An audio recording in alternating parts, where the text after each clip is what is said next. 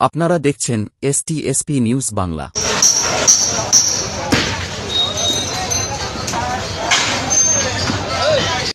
আপনি ইস্তিফা দেন, শুভেন্দু অধিকারী, আপনি ইস্তিফা দেন।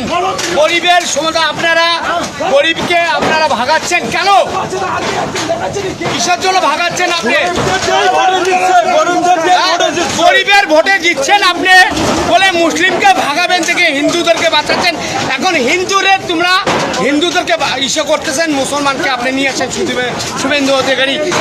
আপনাকে জানাচ্ছি আমি, আবার যদি দোকান আমার পুনর্বাসন দিবেন তাহলে বুলডোজার চালাবেন। আবার বুলডোজার যদি না ইস্যু করবেন তাহলে আমরা ব্যবস্থা আমরা নিব, দরকার বলে আমরা নিচে করবো। এটা দায়ী মুখ্যমন্ত্রী এবং প্রধানমন্ত্রী নরেন্দ্র মোদী।